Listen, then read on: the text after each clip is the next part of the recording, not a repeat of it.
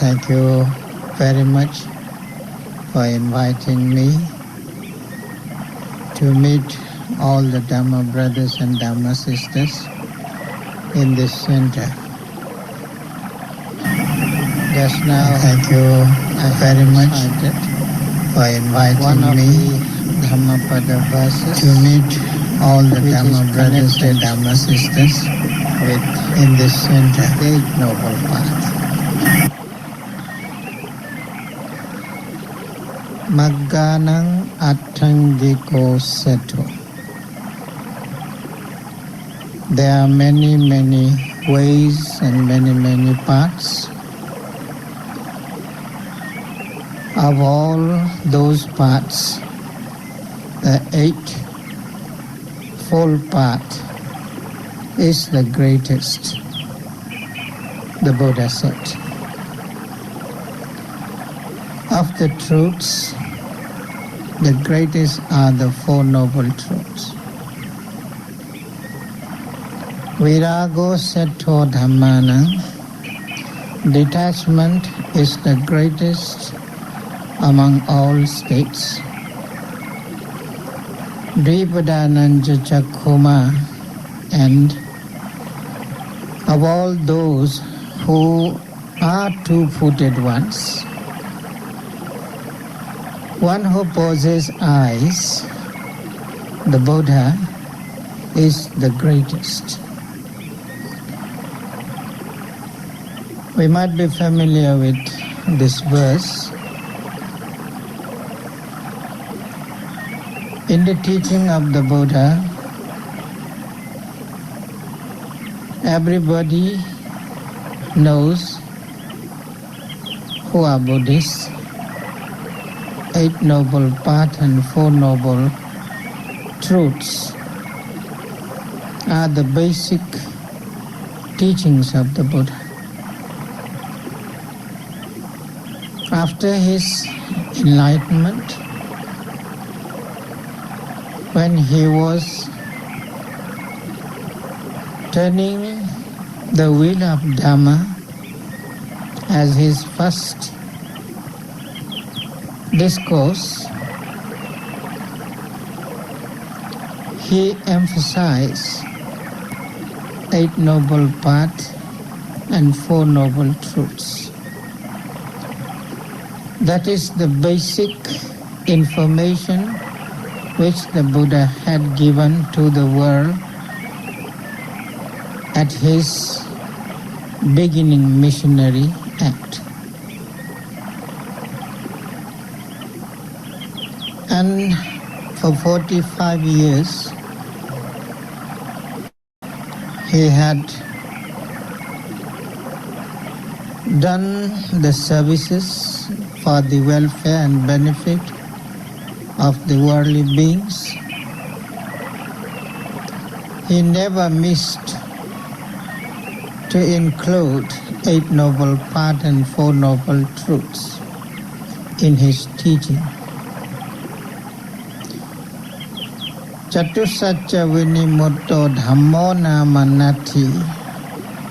The saying is there in the teaching of the Buddha. There aren't any teachings which is out of Four Noble Truths. So, the Eight Noble Paths and Four Noble Truths are important messages of the Buddha.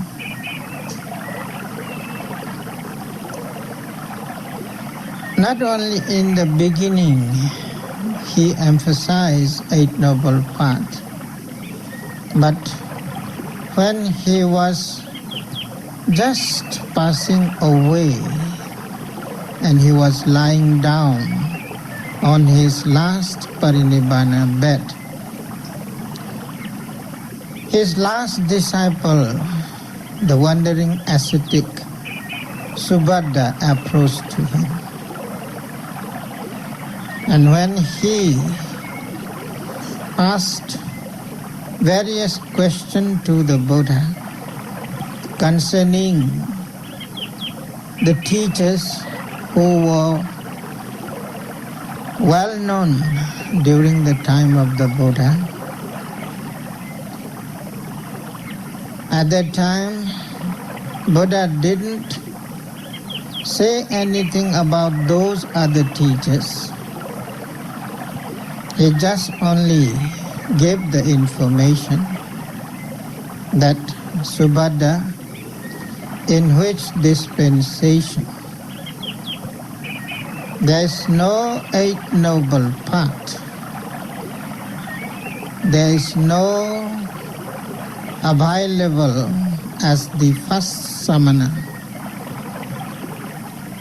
no available as the second samana, no available as the third samana, and no available as the fourth samana.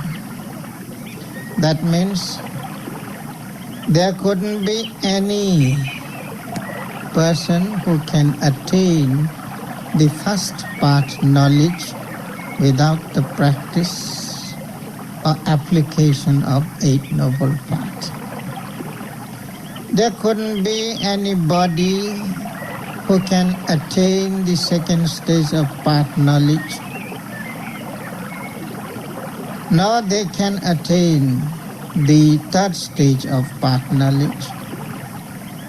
Even there couldn't be anybody who can attain the fourth path knowledge in the dispensation of other religious group. And he said, in which dispensation there are Eight Noble Paths to apply in the practice, there could be all those four types of samanas.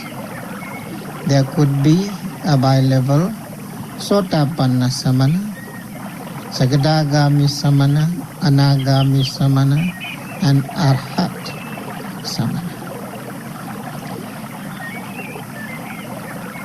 And before that, he traveled for 10 months non-stop. At that time, he gave emphasis to three things: Sila, Samadhi, and Panya. Morality, concentration, and wisdom. Wherever he went, he spoken about morality, he had spoken about concentration, and he had spoken about wisdom. And he said, Sila paribhavito samadhi mahaphalo hoti mahanisanso. The concentration, which is well overwhelmed by the morality, that concentration would be beneficial, would be full of beneficial. Great benefit would be there in that samadhi which is overwhelmed, overpowered by the morality. Samadhi paribhavita panya mahaphala hoti mahanisansa. The wisdom which is overpowered by the concentration or samadhi, that panya, that wisdom has the great benefit. An Eight Noble Path, when we group in three sections: morality section, concentration section, and wisdom section.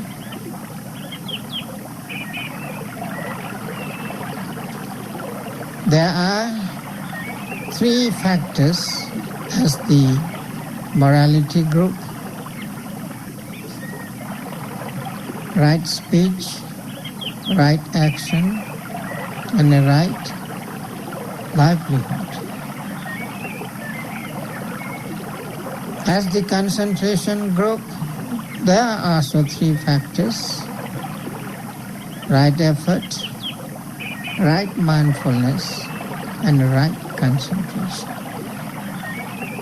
As the wisdom group, there are two factors: right view and right inspiration or aspiration or thought. Even some scholars prefer to interpret as feeling. So anyway, all those 8 noble parts are divided in these 3 sections, and which have to be applied in meditation. Whether you do the samatha meditation practice or whether you do the vipassana way of practice. Especially in vipassana way of practice, each and every momentary process followed by those 8 noble parts. Each time, whenever yogis try to observe any objects arising through 6 sense doors, they have to apply especially 5 factors. Moral group could be observed before we start our meditation practice. And each time, indirectly, those moral groups are followed in the practice.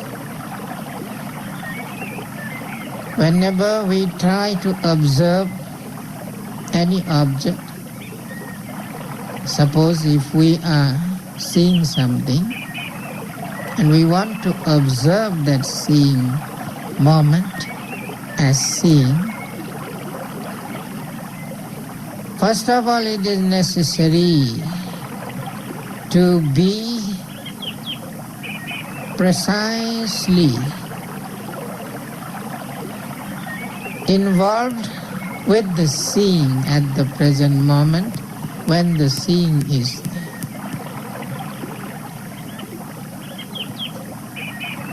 Right thinking need to apply to observe seeing as seeing without missing it.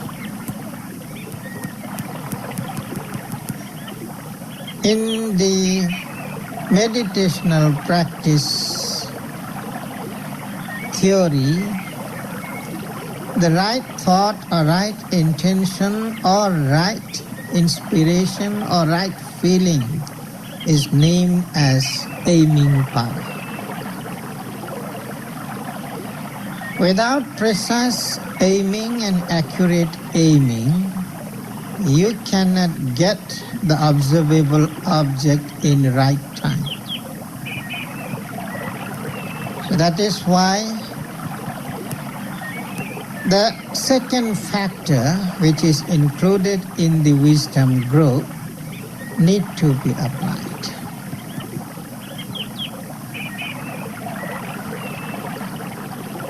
And to have precise awareness to observe seeing as seeing, appropriate effort need to be directed. Without effort, we cannot direct our observing mind towards the seeing object. To get the seeing object in the right time, when the object is really present at the present moment. So same type of effort is required not to miss the object. Although we have right effort to get the object at the right time, but our mind is not well aware of the object. Our mindfulness is not strong enough to reach to the seeing object. We cannot observe clearly the seeing object as seen. To have the seeing as seeing, to get the visible object. So, right mindfulness need to be applied together with the right effort. Same time it should be applied, not after and not before.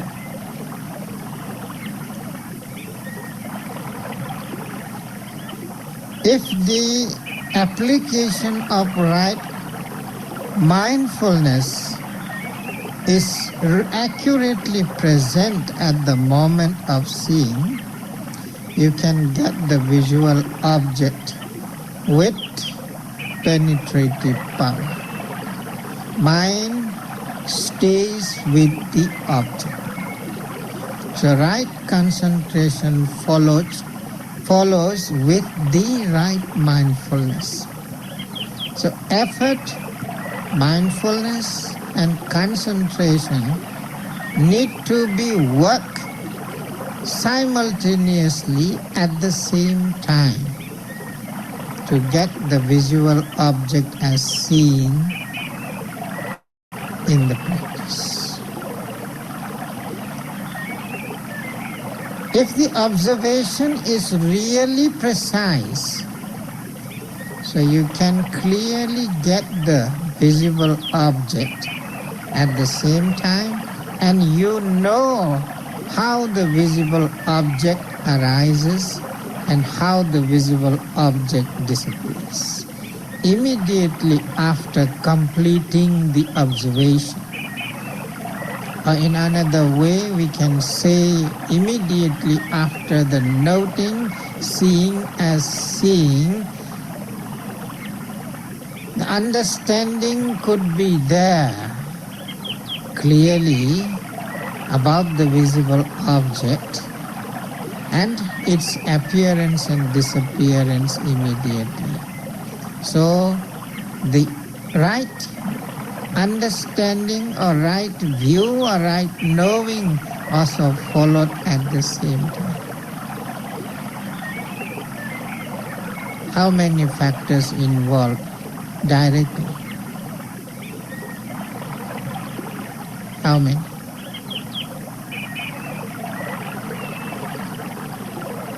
Six factors involved directly.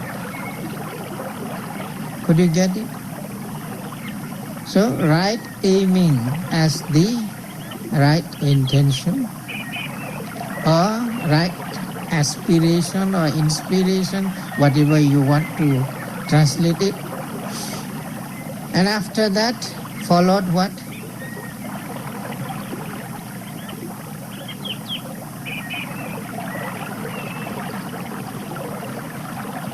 Right effort, right mindfulness, right concentration, and right understanding. How many factors? 6 or 5? 5 factors. And if we try to group all those three, this moral group as one, then 6 factors. Otherwise, 8 factors are followed at the same time. Indirectly, the moral groups are following each time. If such application is there of 8 noble paths, try to see the effect. What sort of effect would be there at that moment, in those precise noting moments?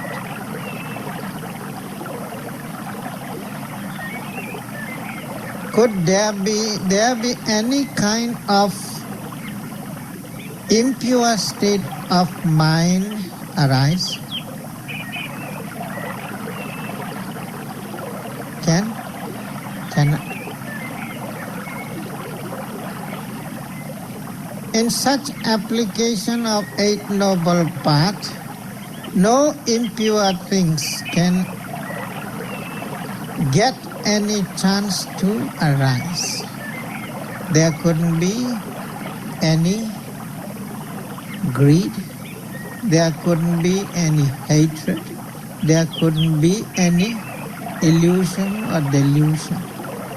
Because right understanding is well applied there, so the understanding is clearly there as the arising and passing away, which is called the Udayabhaya Jnana, knowledge of arising and passing away, which is the very important understanding in Vipassana practice.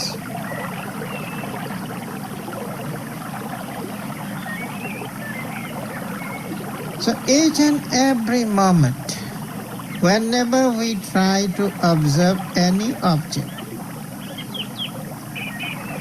with persistent power, accurate power, constant power, all those, mostly the effective five limbs are all the time following together. Without the application of those five factors of the Eight Noble Paths, there couldn't be right noting or right observation. To have right noting and right observation, these five factors are to be well applied at the same time, although it is a very single momentary process within the second. To note one object, if we may say it roughly, it takes 1 second. So during that 1 second, we can apply Eight Noble Paths.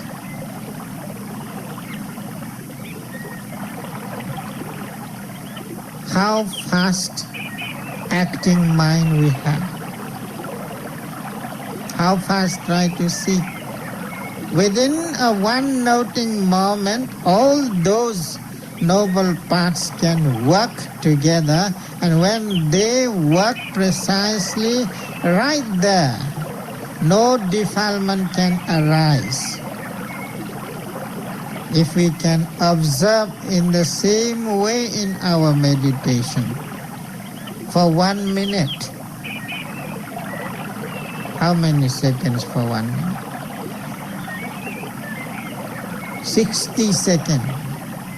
So for 60 second moment, we are out of defilement. So that is why it is said, when you follow the Eight Noble Paths, you will become pure.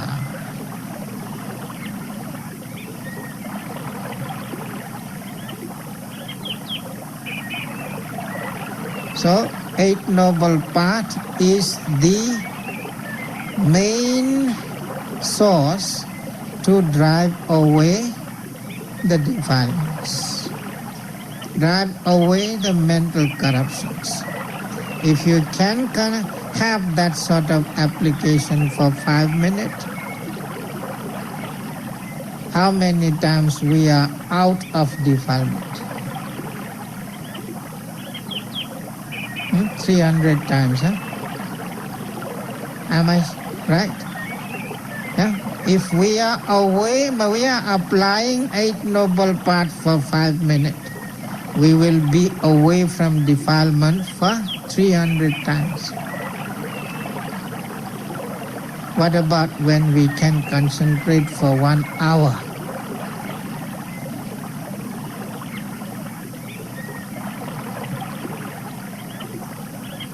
If we can concentrate for 1 hour, how many?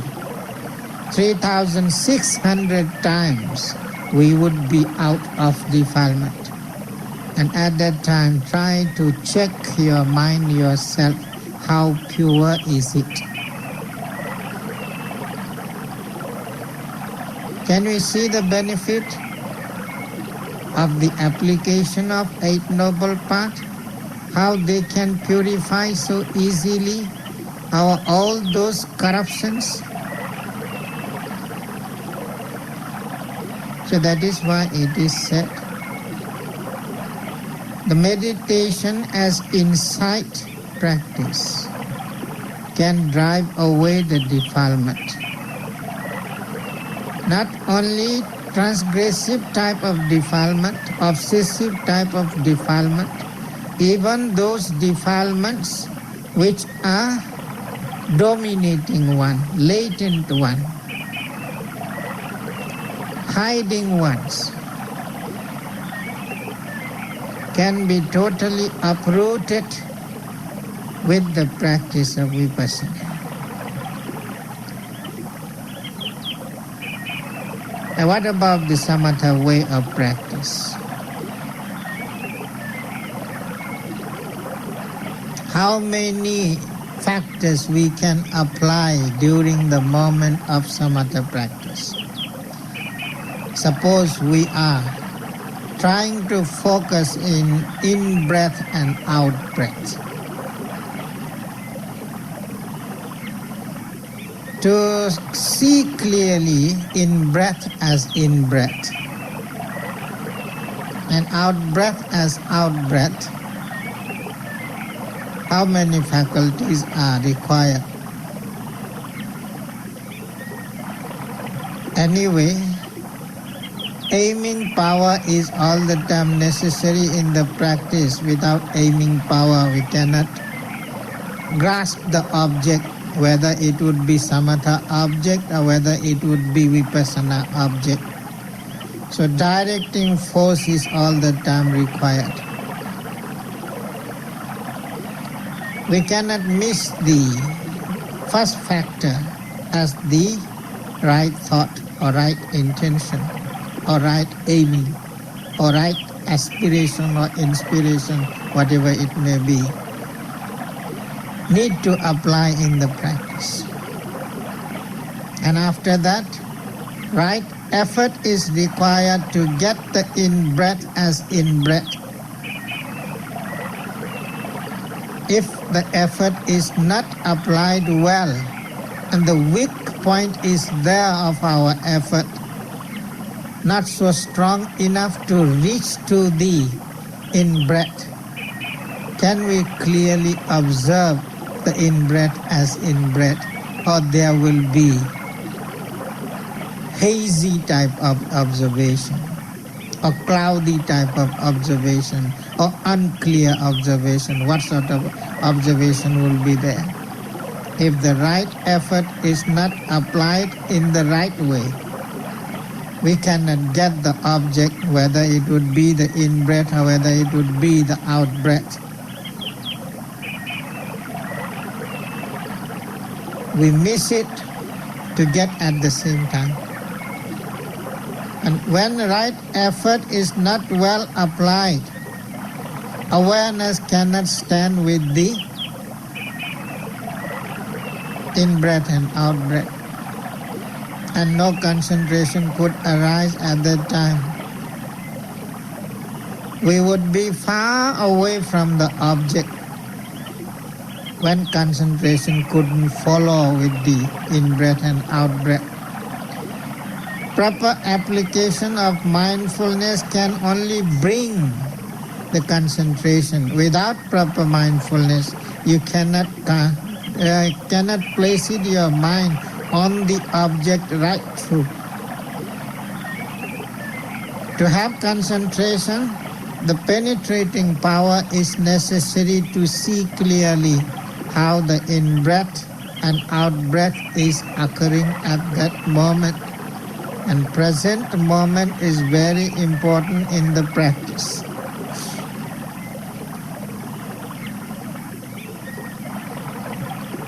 If we miss the present moment, we couldn't see in-breath also arises at the same time. Thinking mind also arises at the same time. Imagining mind also arises at the same time. Planning mind also arises at the same time. All sorts of restlessness could arise at the time when the application is not proper of those 8 noble faculties.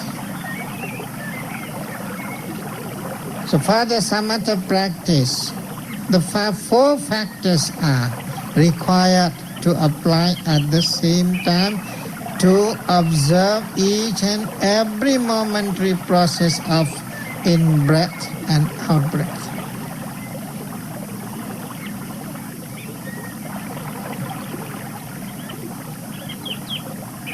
As much as the accuracy will be there in the application of those noble factors, so much so we can have steady mind, fixed mind, well-focused mind. So that is why in concentration group, the 3 factors are put together. To have right concentration, we need at least these 3 factors: right effort, right mindfulness, and right concentration. So the concentration groups, 3 groups, all the time followed with the samatha practice. With the samatha practice.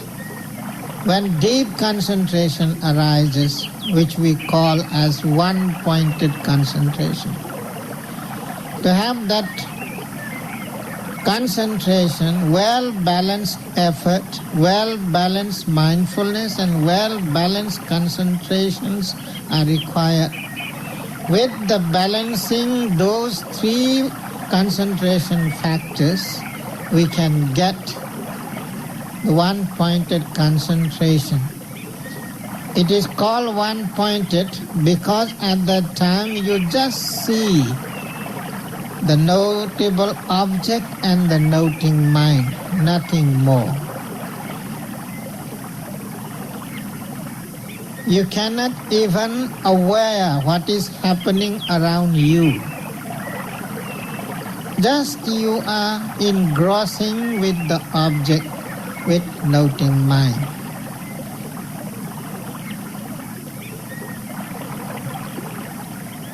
That way you can stay in that stage.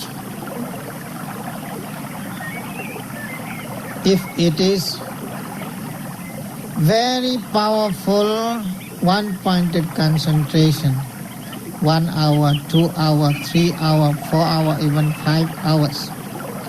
It depends on the degree of those 3 factors. When you reach to the Chanika stages, at that time even you can apply that sort of one-pointed concentration for whole day.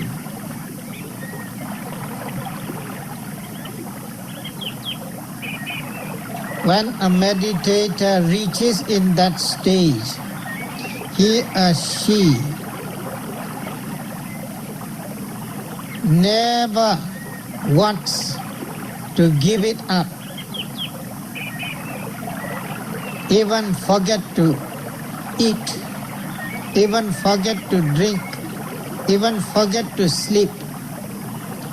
Not necessary to sleep also at that time, but to reach to that stage, 5 hindrances should be well controlled.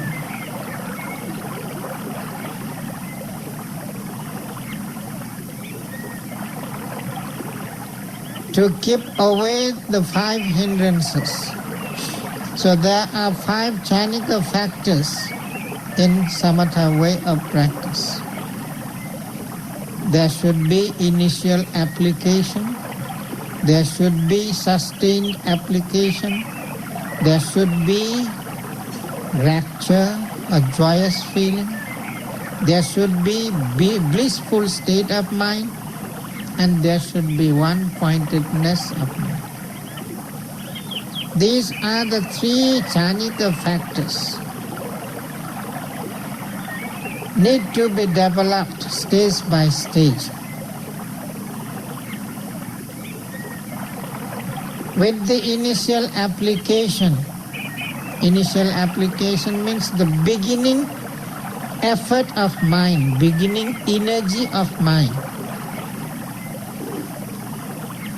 When that initial application is strong enough and powerful enough, you never get sleepy feeling. Sloth and torpor doesn't arise at that time. Your mind and object will stay together. You never miss the object. When you are observing in-breath, with the right application of this initial application, in Dhamma word, in Pali it is called Vitakka, Chananga. The Chanika factor as the initial application. The mind and the matter, object, stay together because the initial application has the power to cover the object without missing the object. So, with the initial application, mind directly falls into the object. And each time the effort must be done to stabilize the mind. As much as the initial application is active, so much so the noting moment will be precise. You never miss to have the in-breath as in-breath and out-breath as out-breath. Mind stay right there on the top of the object.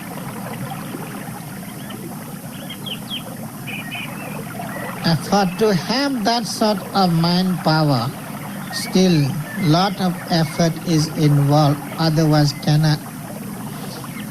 Although it is called initial application, the application should be very powerful. Need to apply the right effort each and every moment, not to miss the object. And it could be rough, because the directing force is required to apply the initial application in the right time, at the moment, to have together with the object simultaneously.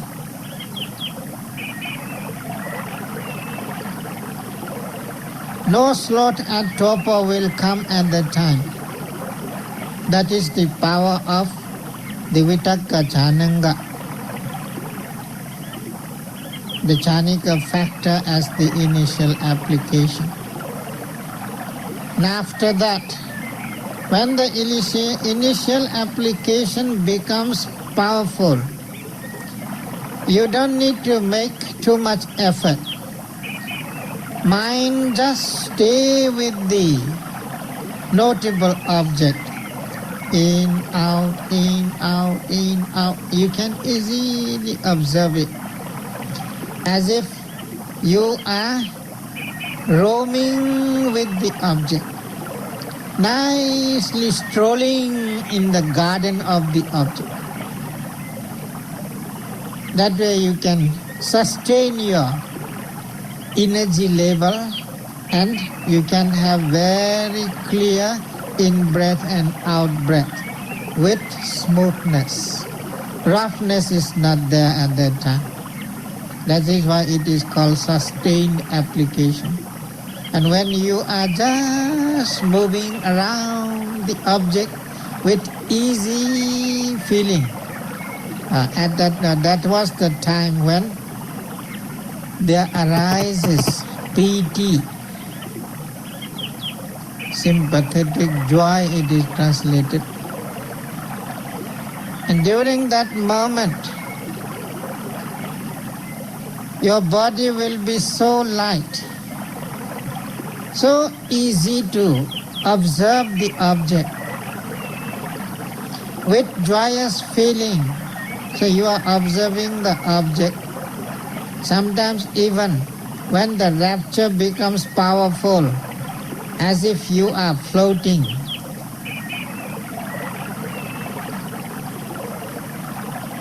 You are not touching on the ground, as if you are lifted up from the ground.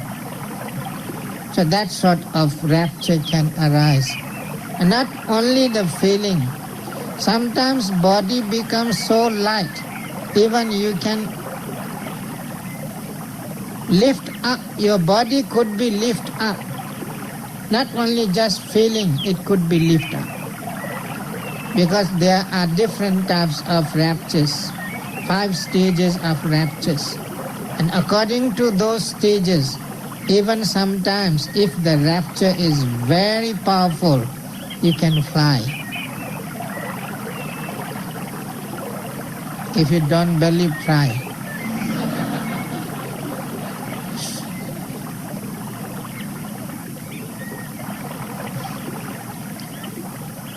So, in the moment of initial application, sloth and torpor hindrances are driven away.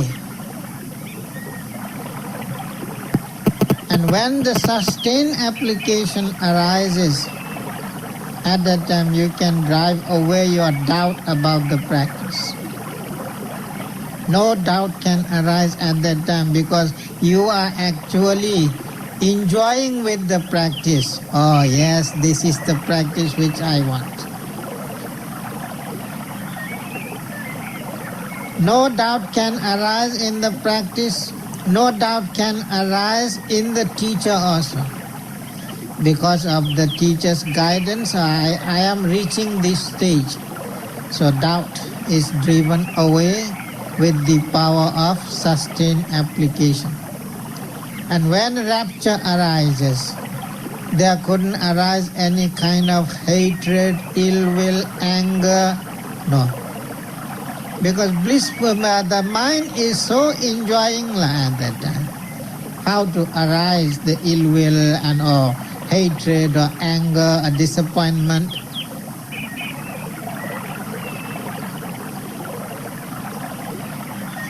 Quite enjoying the yogi at that time, don't want to give up the practice. If somebody at that time disturbs the yogi, that would be the time to get angry. Furiously they could be angry, you see. These people are disturbing me. Because of them my practice has gone.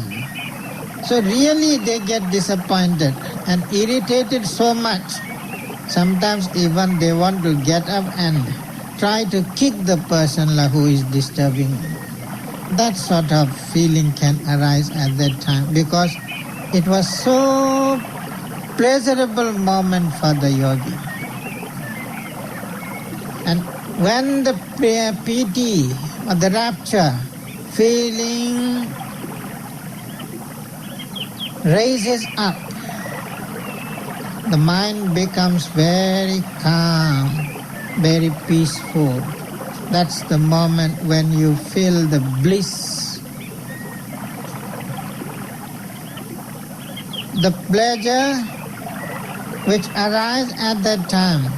You cannot exchange with your worldly pleasures. You cannot. If somebody say which one you want to choose, the sensuous pleasure or this, the yogi will say, oh, this pleasure I like. Why? Sensuous pleasure cannot give that kind of bliss. Sensuous pleasure just only create what? What? Bewilderment lah. You become restless lah. And when you are feeling the blissful state, your mind is so peaceful at that time, your heart is so cool. In sensuous pleasures, your heart is burning. That's the difference there.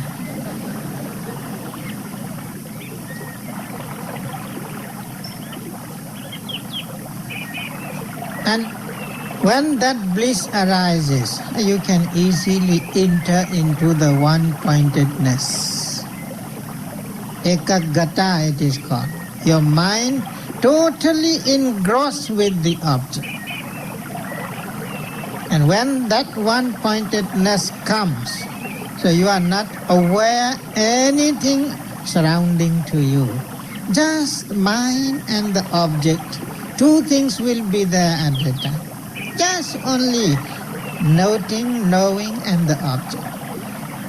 Noting, knowing, and the object. In breath, in, out, in, out, in, out. Just in, out only. Even your body is not there, you see. When the one-pointed concentration arises, you never feel you are there. Only mind and matter working together. So that is why when bliss arises, your mind never become restless. There couldn't arise any kind of remorse or repentance, whatever the disappointing aspects.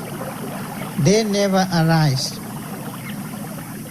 So, with the blissful factor of jhana, they can drive away the restlessness and remorse, two hindrances.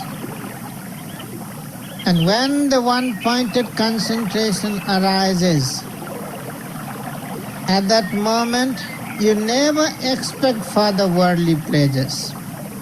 Kama chanda couldn't arise. So in this way, all those five hindrances are totally put aside through the development of those five jhanika factors. Vitaka, Vichara, Piti, Sukha and Ekagata. As much as you can proceed further, you can enter into the jhanika state. When all these five factors are well completed, the first jhana, the attainment concentration arises as the first jhana consciousness. That is the benefit of samatha way of practice. Samatha way of practice. And when you even attain the first jhanika stage, you never want to give up practicing meditation afterwards.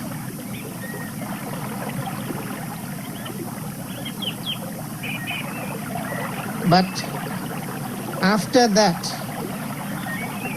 if you are slowly and slowly losing the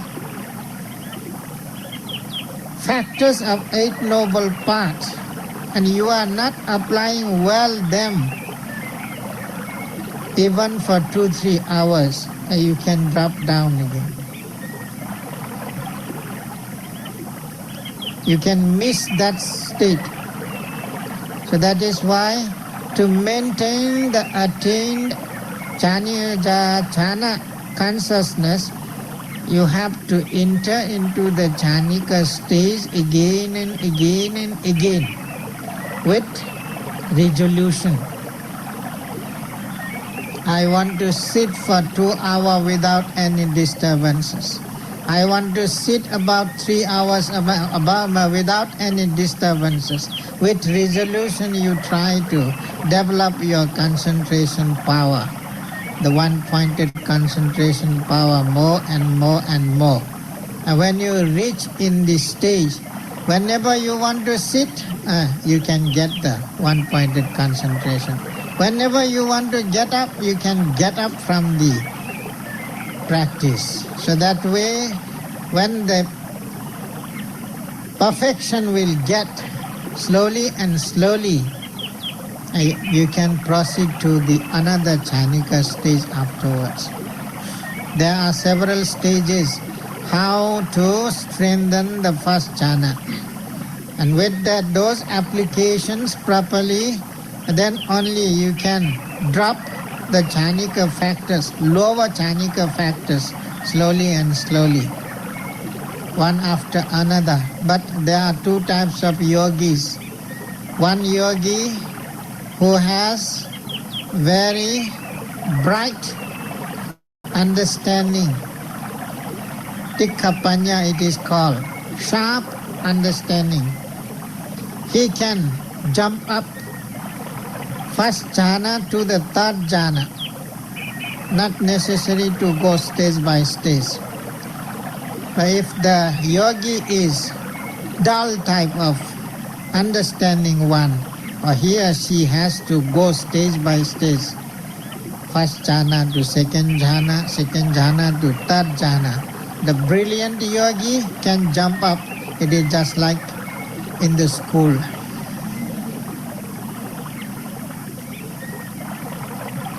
Anyway, in samatha way of practice also required the factors of Eight Noble Paths to apply precisely. Without application of those factors, you cannot attain samatha samadhi. And for vipassana samadhi, they are very important.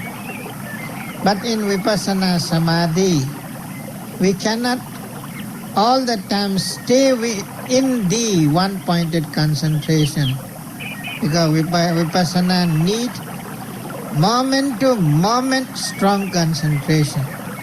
It is called khanika samadhi. Each time your concentration will stay with each and every object, whatever you are trying to know. If your khanika, the momentary concentration is strong enough, so you never miss any object to observe. Whatever you do, you can be aware. You can be mindful. You can be alert. So each and every process of mind and matter could be well noted if this momentary concentration sharpens. To sharpen the momentary concentration, mindfulness need to be applied powerfully. In vipassana practice, therefore, mindfulness plays vital part. But in samatha practice, concentration plays forceful part. So that is why the vipassana practice is also named as Satipatthana way of vipassana practice, because mindfulness need to be developed very carefully in the vipassana practice. So in vipassana practice, each and every time, the mindfulness works in such a force that whenever the mindfulness is applied, the mindfulness get the object totally without missing any part of the object. And mindfulness has the pinpointing power. That's how the momentary concentration goes deep down to penetrate the nature of the object, nature of the notable object. So whenever you are observing any object, whether it is rising or whether it is falling, it doesn't matter. If you are applying breath process, so when you see the in-breath process, not just only you are seeing the wind only in and out, but you can see the phenomenal natures of each and every object. That way the mindfulness can go deep down to the object, and concentration follow with the mindfulness. So every object could be clearly observed with the understanding, seeing the actual phenomenal natures as it is, not as it arises. That is the moment when you can see how the physical phenomenon and the mental phenomenon, each and every moment, arises and passes away instantly. No need to wait for another second. At the same time, the clear vision will be there how the object is arising and passing away. That's the main point for the vipassana. You need to see clearly the arising and passing away nature of the phenomenon. And with that precise awareness and observation, gradually you will reach to the point where you just see how the matter, mind and matter, each and every moment, so fast, coming and going, coming and going, coming and going, arising and passing away. Not only simple way, even you can see the fluxing force of the object and the mind. And that's the moment when you realize, oh, this life is non-stable one. Mind and matter is not static one, not permanent one. They are all the time changing moment to moment. Oh, that is why the Buddha said, the life is impermanent. That is the characteristic of vipassana, first characteristic of vipassana, to see clearly how the mind and matter, each and every moment means here not only second, within the frictions of second also you can see at that time. That's how you see at that time the real nature of the life, real phenomenal nature of the life, not the thing which we are ordinarily seeing in our everyday life. In our everyday life we think we are so permanent, so stable. Yesterday also I am the same one, today also I am the same one, tomorrow will be the same, no change at all. That's how we believe we have self and soul. Permanent entity, individuality. In actual sense, through the vipassana, we cannot find any kind of individual nature in our life. That is the power of vipassana, how we can drive away our defilements and we can develop the detachment in our life. And how suffering arises because of attachment and how peaceful moment could be there when we could be detached. So attachment brings suffering, detachment brings peace. So that is why the Buddha said, if you want real peace and bliss and happiness in your life, try to see the nature of impermanence. When you see the nature of impermanency, then easier for you to see the actual nature of suffering. Because suffering is depend on impermanent nature of phenomena. And the non-self nature, non-individual nature also depend on those suffering natures. So suffering means not only headache is suffering, not only abdomen ache is suffering, not only ear ache is suffering, not only nose ache is suffering. Permanent death not only suffering. So the Buddha said, becoming itself suffering. See? That is the understanding how the rebirth process become suffering in our life. Otherwise, we are attached to it. So whenever existence comes, we are so happy. And we celebrate every year. What?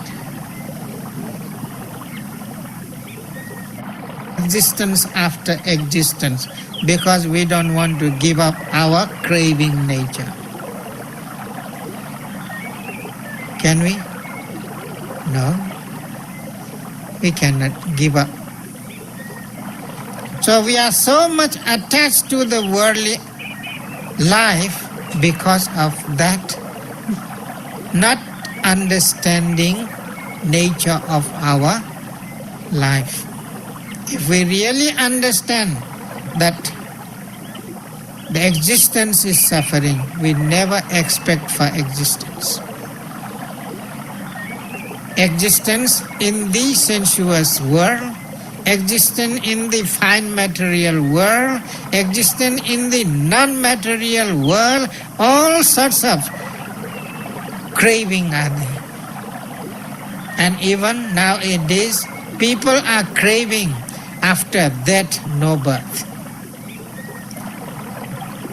They are thinking after this life, there is no more another life. Very easy for them to indulge in the sensuous pleasures. Those who have that sort of idea, they don't afraid of any unwholesome things. Why? They have the nihilistic wrong view. To cut off those wrong views, that is why we need to develop vipassana practice as meditation. And to develop the meditation vipassana practice, it is important to apply Eight Noble Path in effective way. That's how the Eight Noble Path is applicable in each and every meditation aspect. Whether you do samatha way of practice or whether you do vipassana way of practice. If you want to get rid of real suffering, you have to follow the vipassana way of practice. If you just want to have enjoyment of the jhanika peace, you can do samatha way of practice. Samatha way of practice doesn't have any power to uproot our deep-rooted defilements, but vipassana is the practice which can uproot all our defiling factors, all our mental impurities, all our mental defects from our mind, especially ignorance and attachment, because they are the major cause of suffering. So in Four Noble Truth, suffering is the first truth, and the cause of suffering. Which are the causes of suffering? The Buddha said, Tanha and Avijja, these two are the major factors of suffering. Ignorance, not knowing the reality, and because of not knowing the reality, we crave for everything, and we attach to everything, and we cling to everything, we grasp to everything, thinking that they can give us happiness. Instead of happiness, what we are getting? Sure? If you have that understanding, I should call you to be like me.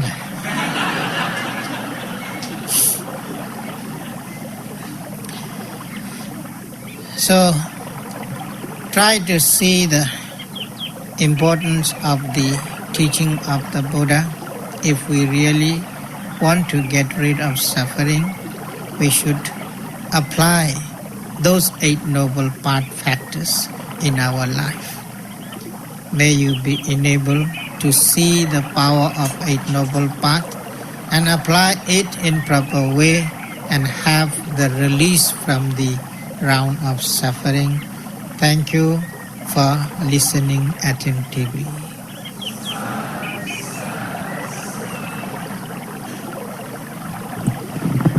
Brothers and sisters, we shall now have a question and answer session with Sayadaw.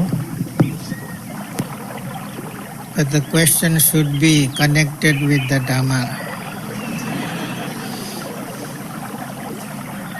Because the teaching of the Buddha is not just only sit and close your eyes and meditate. It should be applied in our everyday life. Then only we can see the real benefit of the teaching. Where we are not using it in proper way, that is what we think the practice is just for sitting and walking. Actually, it is the applicable aspect in our everyday life. But generally we can apply it whatever we do. Just be there, being aware. And that also protects us from unwholesome things. We can apply it, and there should be effort made for that. And slowly you will see how in your life the concentration power is developing, just applying generally the mindfulness. And nowadays, because we are too much restless, so that is why it should be advisable for most of the people, most of the yogis, to have some sort of concentration power before they go to vipassana. But it doesn't necessary it is not compulsory to do the samatha way of practice to go to vipassana, because the Buddha himself described 2 ways of vipassana practice. One can be done applying the direct vipassana way. Another way is to following the samatha first, having the concentration, and after that changing to vipassana. So samatha yanika way, suddha vipassana yanika way. 2 ways are there. But anyway, whenever we do this direct vipassana way of practice, somehow the access concentration type of concentration is required, because hindrances are to be driven away even to develop the vipassana. To drive away those hindrances, so samatha type of concentration is required. And it can easily come following the direct way of vipassana. I think the yogi themselves can realize about their situation of mind. So in that aspect, so they can choose one of the ways which could be suitable for them. Otherwise, it is quite difficult to give the direct answer. It depends on experience of the yogi.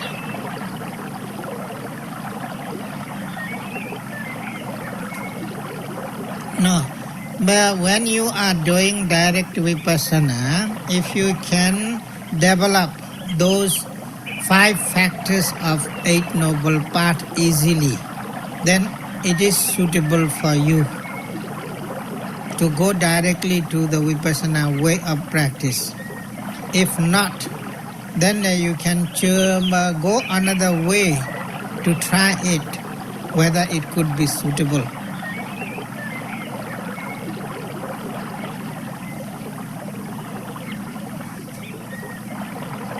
Yes, why not? So just try to observe right, left, right, left, right, left. Very good walking would be there.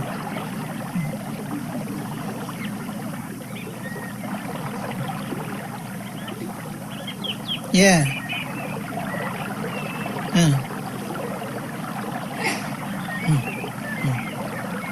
But it depends the yogis, this character also, you see. For some yogis, walking meditation is very soothing one. And for some yogis, sitting meditation is quite preferable. So it depends on the nature of the yogi.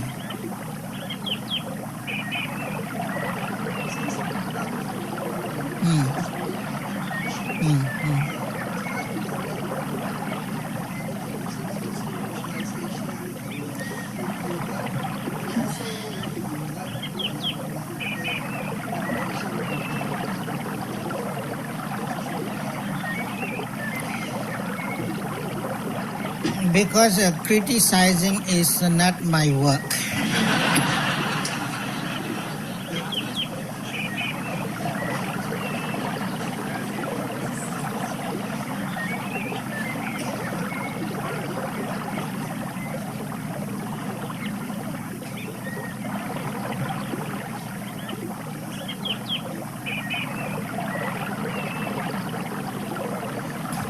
No, the way is given by the Buddha himself to count.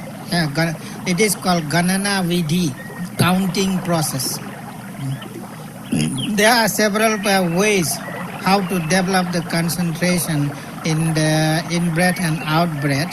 So that is why it is one of the practice which we can apply in our practice. So it is quite all right, but not to count more than 10.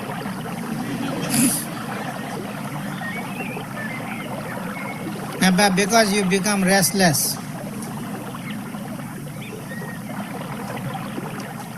If you don't believe, try.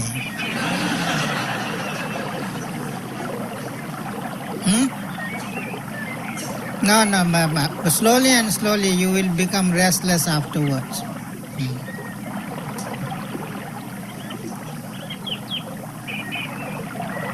No.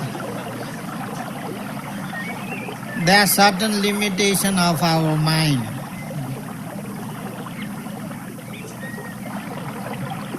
And if you just pay attention to counting, you will involve just only in counting and you are not concentrating well.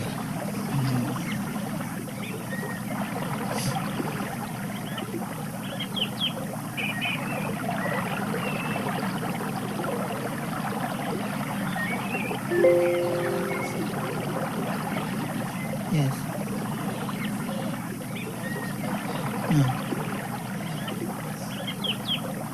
What sort of problem?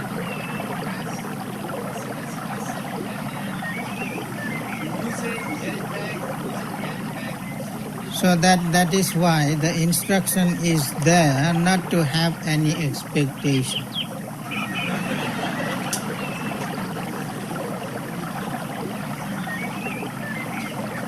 Because our mind is so imbalanced one, so if we have lot of expectation and we just try to see the progress of the practice, so more restlessness will come and more, bewilderment will be there, so we cannot develop the practice. So the Buddha said just do it. Don't expect for salary.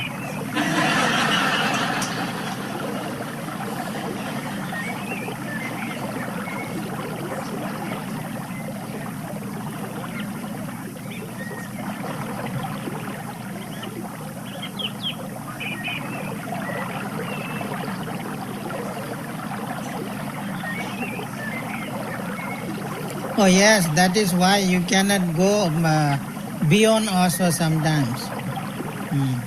So that attachment need to be removed to move forward. Even subtle type of attachment can hinder your practice.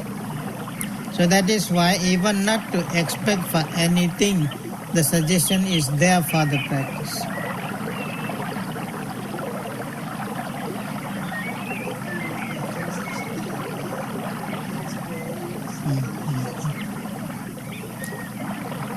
And no, it is not pity. No. Yeah. And it is because in our body there are so many cells, and sometimes we can feel the movement of the cells as if the ant movement. At that time we are feeling that the ants are moving all over the body. Very difficult, very difficult.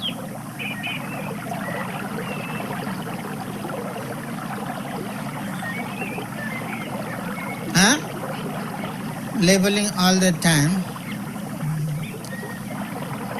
Labeling has to be done to get used to the practice and to strengthen easily the awareness and concentration. So that is why the labeling is required. But there will be time when you don't need to label for anything.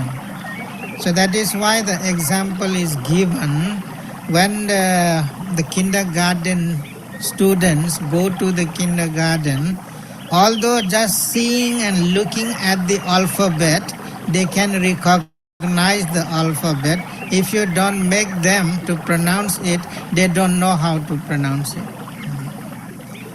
So we are also beginner kindergarten students of the practice. So we need to pronounce like A as A, B as B.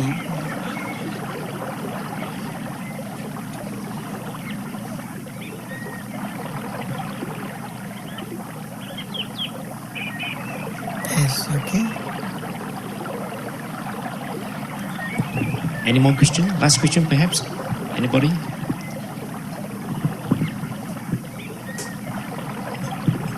Going, gone. Okay, so thank you, Sayadaw. I think it's a very enlightening session where now you come to realize sitting, meditation is not just sitting or just walking. There are a number of tips which Sayadaw have just shared with us. And for those of you who are keen to go to Kathmandu, perhaps you would like to develop your meditation state to the extent that you can fly. That's what. So it's Apple C. And also, please bear in mind, you see someone meditating, don't disturb them. Otherwise, you might get a kick. With that, we would like to call upon the Kapia for Sayadaw, Brother Chong, to step forward, please. Jason? Okay.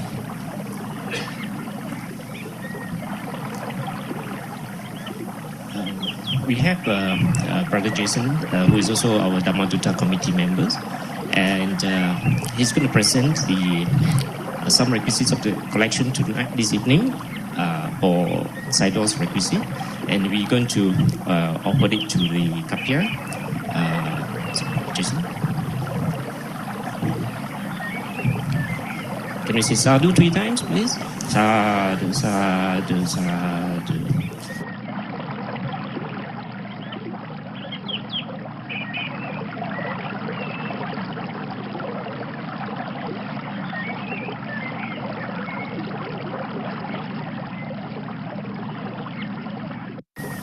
Magga Nathang